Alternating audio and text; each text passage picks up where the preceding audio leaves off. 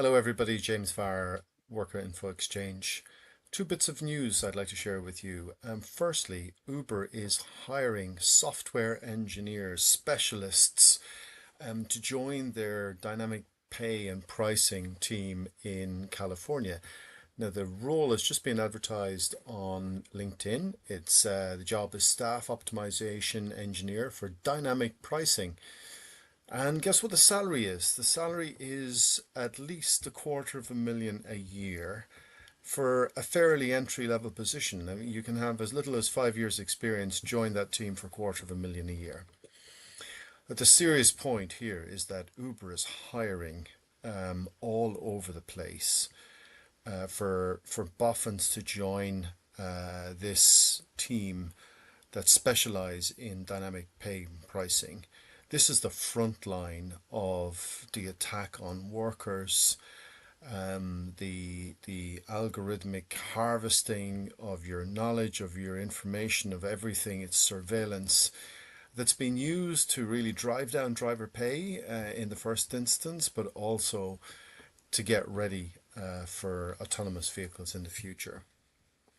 So, I mean, what's surprising really or unsurprising about the job, unlike what they do to drivers, this is a fixed salary. There's no, although it's a dynamic pricing, dynamic pay job for software engineer, they're not going to have to suffer the precarity and uncertainty that you all do. They're going to get a fixed salary of $250,000 a year, plus bonus share prices and whatnot. And like I say, for a pretty entry level position, that's the first thing to note. Um, yeah, the mission of the search team is to maintain overall marketplace reliability by balancing supply and demand in real time through dynamic pricing. We build scalable real-time systems to understand the state of the market, understand the state of the market, understand the state of drivers, and predict what drivers are going to do. Forecast future demand. Make predictions using machine learning models. What predictions do you think they're making? They're predicting whether you're going to accept the job. They're predicting how low a pay you will accept to do that job, and so on. Solve network optimization programs and eventually make pricing decisions for each rider session. And the flip side of that is to make pay decisions for each job that's offered to you.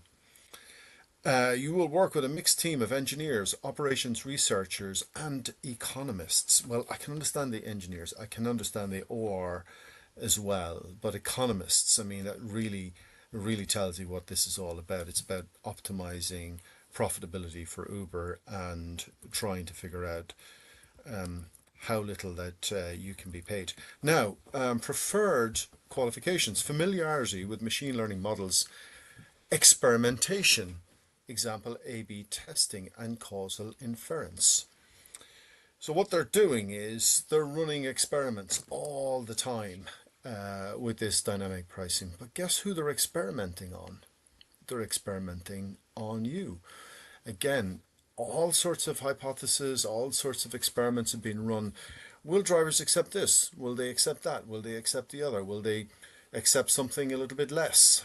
That's what this machine learning is all the time figuring out with artificial intelligence, of how to optimize profit for Uber and how to minimize the pay that drivers can take and will accept. Listen, this can only go on as long as we're all prepared to put up with it. If you haven't already, please join the dynamic pay claim. We're taking action against Uber in the Netherlands, where we have been successful before in these types of algorithmic decision-making cases. We've been successful on challenging unfair deactivations related to facial recognition failure, automated decisions to dismiss drivers through deactivations for alleged fraudulent activity, all of it nonsense. And we won all those cases. They're all unfair automated decision making, and I'm confident we're going to win this one as well. But you do need to join up the claim. You join a claim, it's a single claim on behalf of all of us. You will be anonymous to Uber. Because it's a single action in the name of all of us. that's the way you can do that and before the courts in the Netherlands. So please do join up as quick as you can at dynamicpay.org. I'll put a link in the comments of this. Second thing I wanted to, well, three things I want to talk to you about, but the second thing I wanted to talk to you about is just today, Dara Khosrowshahi, the CEO of Uber, has suddenly appeared in the Netherlands to meet with the Dutch Ministry of Economic Affairs, the finance minister of the Netherlands. So the senior director for Northern Europe at Uber put this on LinkedIn today. Good to spend the morning in The Hague with the Dutch Ministry of Economic Affairs together with our CEO, Dara Khosrowshahi. Amsterdam is one of Europe's most important tech ecosystems and Uber is proud to be part of it. Today's discussion focused on what's needed to keep the ecosystem growing, a healthy investment climate, a predictable policy environment, and a shared ambition to lead on AI and emerging technologies. We're happy to have built a significant presence in the Netherlands, including our Amsterdam headquarters, now home to around 1,500 colleagues, many of them in tech and engineering. We're committed to continuing to build and invest here. We're also recognise the competitiveness questions raised in the so-called Wennick report, and we welcome continued dialogue on how the Netherlands can remain an attractive place for innovation and investment. Listen, there is no coincidence that couple of weeks after we've announced this action in the Netherlands, that the CEO of Uber shows up in the Netherlands, crawling around to the finance ministry. And make no mistake, it's kind of a veiled threat that, the Netherlands must remain a leader in artificial intelligence and so on and so on. Don't rock the boat. We're not doing anything wrong, are we? That's the agenda. Again, please do, if you haven't already, join the legal action, because I know what that nonsense is about. That's why the CEO has suddenly popped up in the Netherlands not long after we've began legal action against Uber in the Netherlands, is to try and undermine drivers, to try and undermine the movement, to try and undermine the groundswell of drivers that are signing up to that claim. So please, don't fall for that. The third thing I wanted to mention to you is that it's past midnight here now in London, but tonight, which is Tuesday the 20th, we're all going to be up in Leicester between 6 and 8 p.m. at the African Caribbean Centre on Maidstone Road in Leicester. That's LE20UA. Please come down and join us. We're going to have some food on. We're going to talk about the action we're taking against Uber on your behalf. And we're going to talk about how important it is that we challenge this type of algorithmic exploitation. It really is up to us to do that.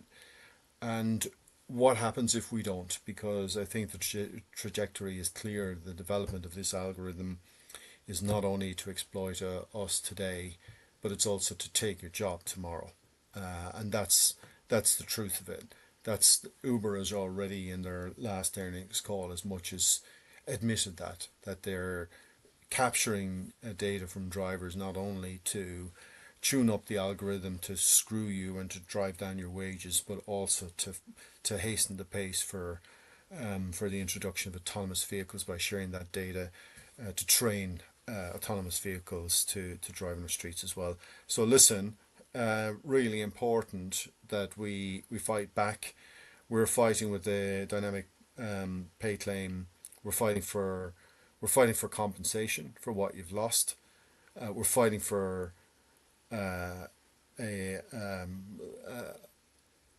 damages as well for psychological harm, frankly. We're also fighting for transparency, and we're fighting also to put a stop to this. So please do join us. Do join that claim. Sign up. It's free to sign up with us, and